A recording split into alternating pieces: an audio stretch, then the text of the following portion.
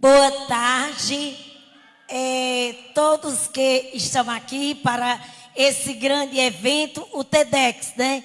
Nós estamos aqui com muita alegria, como já foi mencionado o meu nome, né? Sou artesã, nasci na comunidade do sítio Mocotó, 12 quilômetros de Várzea Alegre. Eu e Ceilda somos irmãs. Nós éramos 3 pessoas com deficiência física, filha de agricultores, de pais agricultores, trabalhadores rurais. E lá foi onde, na plantação de algodão, foi que nós iniciemos a nossa arte, onde meu pai plantava o algodão e nós fiávamos o fio, que já vem desde a nossa descendência, e fazia o crochê no fusinho, no fuso. Eu não sei se vocês sabem o que é. É um pedacinho de madeira com uma rodinha que a gente descaroçava o algodão, fiava o fio, fazia as peças. E daí nós começamos a vender. Depois, fomos caminhando, meu pai foi trabalhando, trouxe uma professora para dentro da nossa casa para nos alfabetizar, porque nós éramos deficientes física, não conseguia chegar até a cidade. Quando nós nos alfabetizamos, através da boa vontade do meu pai, nós partimos para conhecer a nossa cidade. Quando eu me alfabetizei, eu tinha 14 anos de idade. E daí, nos unimos com outras adolescentes, crianças já passando para adolescente, para trabalhar a arte. Nós sempre fomos pessoas que, desde a infância, desde 7 anos de idade, que a gente aprendeu a arte de fazer o crochê. E nós aprendemos a fazer brincando lá na comunidade, debaixo dos pés de figo, dos pés de joá. E na década de 80, passaram os técnicos do governo do estado e do governo municipal, tentando descobrir as potencialidades do município de Várzea Alegre. E encontrou 17 crianças passando para a fase de adolescente, fazendo crochê debaixo da árvore. Na época o povo disse: Rosinda é do radinho de pilha. Sim, sou. E me orgulho, porque a gente sentava no chão, ensinava e aprendia, né? E daí foi gerando o potencial na comunidade. Todas as mulheres aprenderam a fazer o crochê, fazer suas peças, vestido, blusa, enfeites, as varandas das redes. Foi quando o algodão deixou de ser produzido no Nordeste, nós passamos a comprar a matéria-prima de grandes empresas. E daí nós fomos ensinando. E na comunidade, todos tinham as casas de taipa, de barro, né? Vocês sabem o que é? Casa de taipa, que era feita de barro e varas. Poucas pessoas, poucas famílias tinham a casa de tijolos. E nós, com as mulheres, com a garra, fomos crescendo e fomos sendo realmente fortalecida. E daí chegou a entidade Sebrae, na época, Projeto São José, que financiou os projetos através, a gente diz de fundo perdido, mas são os impostos que nós pagamos e chegou até nós, pela organização. E daí nós fomos passando para toda a comunidade. Depois fomos alfabetizar. Eu fui alfabetizar, depois que fui alfabetizada, fui alfabetizar as crianças, né, na comunidade. E depois, quando eu alfabetizando, eu também vim estudar em Várzea Alegre. Eu vim no Pau de Arara, de madrugada, para fazer educação integrada, depois logos, e depois normal, mas tudo era de madrugada. 4 horas da madrugada eu me levantava, meu pai me acordava para que eu pudesse vir no pau de arara. E tinha dia que não tinha cabine para me vir, não, tinha que subir em cima. Tinha que vir em cima porque não tinha local, não, para mim na bulé. O povo chamava bulé, que hoje é cabine. E daí fomos gerando, fomos nos unindo a comunidade, formamos em 30 de maio de 89 a Associação Comunitária do Sítio Mocotó, onde esse projeto me levou a vários países do mundo, onde me levou para o México, me levou para os Estados Unidos, como palestrante, e como mostra também do produto, né, da rede de insolação das peças. Então, e daí nós fomos em 2006, eu recebi uma premiação como mulher empreendedora. Eu encontrei um panfletinho, e aí esse panfleto que soltou foi o Sebrae. Aí pedia para descrever sua história e tinha uma pergunta: descreva seu caso de superação. E eu escrevi, lá tinha o endereço, eu escrevi. E daí mandei para a instituição Sebrae. E eu recebi a notícia que com minha história de empreendedorismo e superação, eu estava classificada para ir para o México. Aí fui, uns diziam assim, não vai, minha família dizia, não vai, eu digo, vou. Quando a gente ganha uma coisa, quando a gente sofre para conseguir, a gente tem que ir. Não pode colocar medo em nada, em nada. Depois veio outra, que foi em 2013, na qual foi parecida, quando eu estava começando a mexer nas redes sociais. Veio no meu e-mail me convidando também para fazer a minha história. E dessa vez foi muita gente. Foi mais de 300 pessoas que foram selecionadas no Brasil como artesã. E eu fiquei dentro das 15 selecionadas no Brasil para expor na sede da ONU em Nova York. Fui.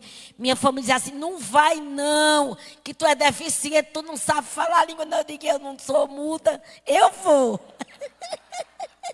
Eu vou e não tem quem pate. Sempre eu fui assim, né? Nunca desperdicei aquilo que Deus me deu.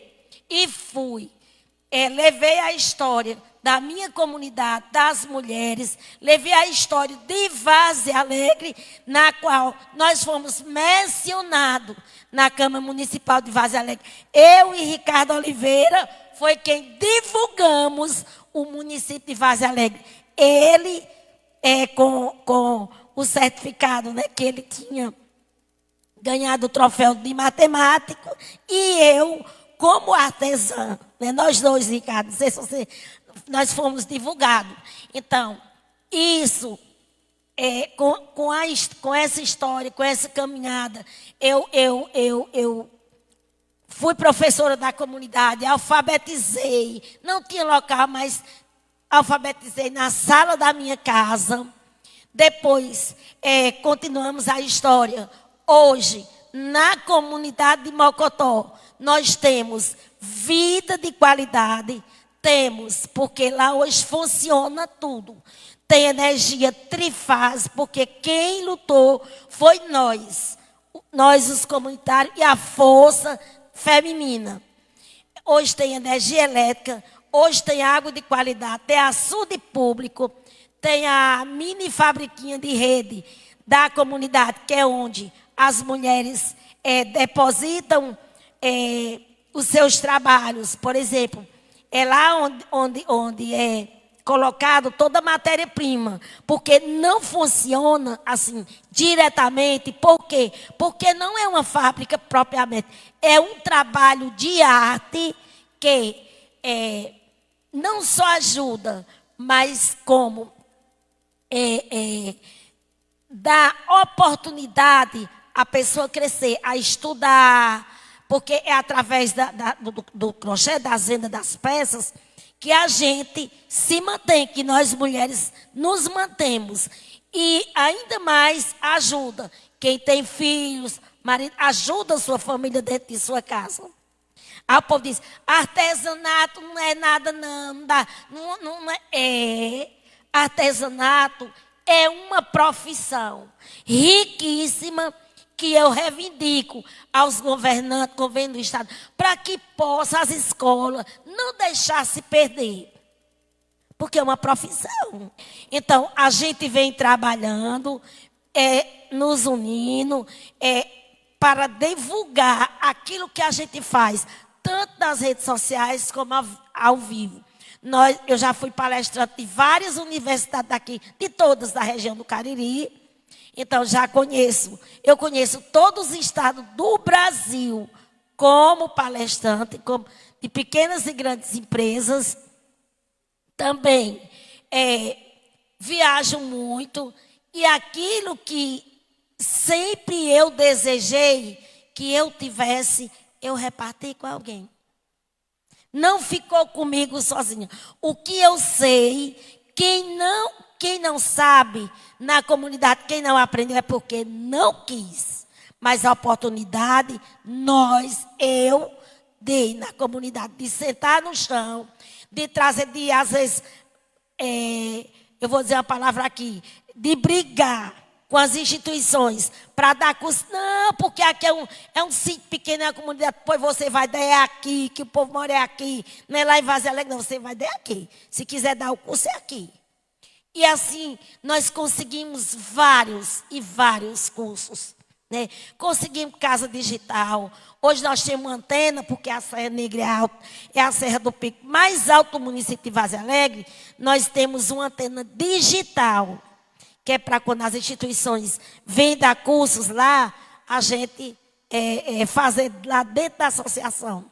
Nós recebemos design, às vezes troca, por exemplo, se uma palestra é 5 mil para uma instituição, eu faço assim, eu dou a palestra para você inverter no curso, para você ir lá no Mocotó, para nós tudinho. E assim, a gente vai construindo nossa história. Não existe mais casa de taipa.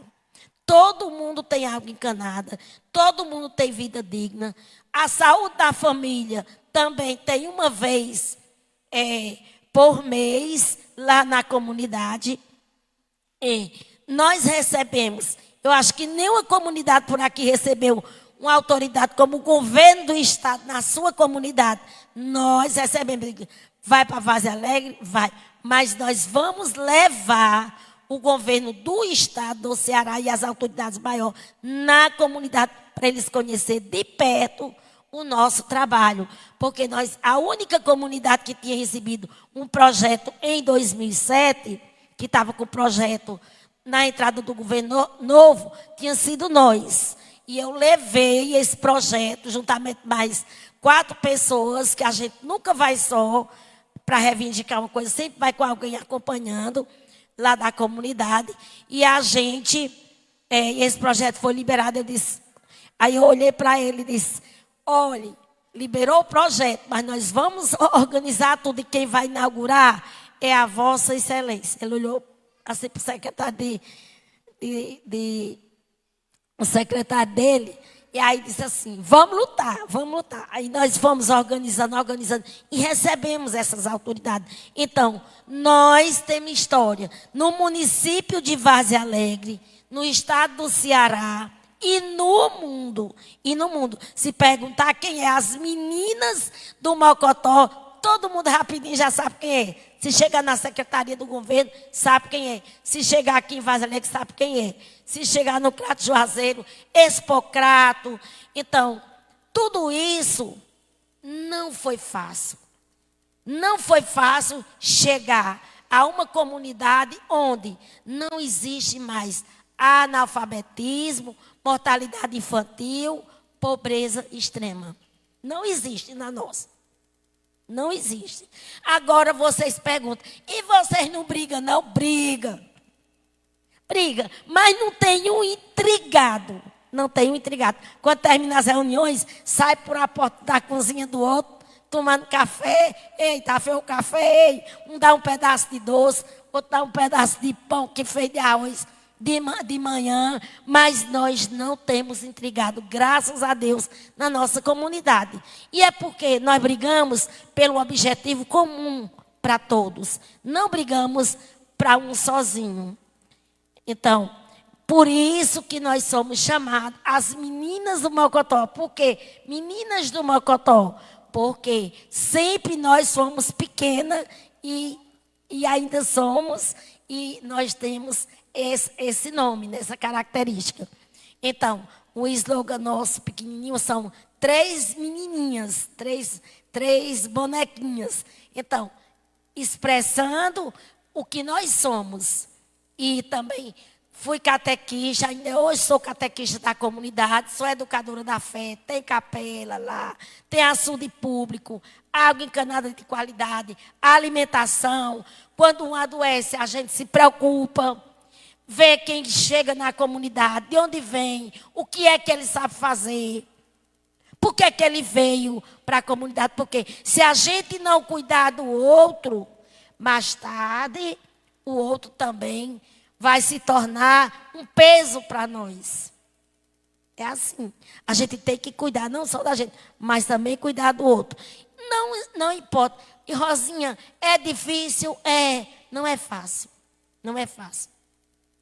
E eu digo a vocês que ninguém é tão pobre que não possa oferecer algo ao outro. E ninguém é tão rico que não possa receber.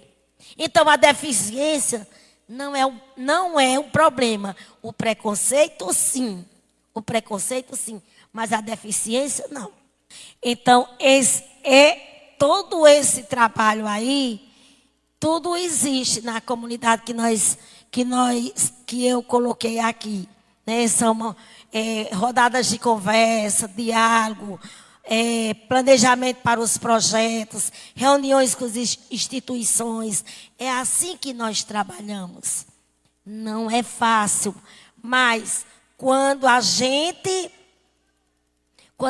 se decide e tem coragem e vai à frente, não desista na primeira oportunidade. E não espere que ninguém diga obrigado, não. Não espere. Faça a sua parte. Espere que Deus faça a dele. Ok? Muitíssimo obrigado.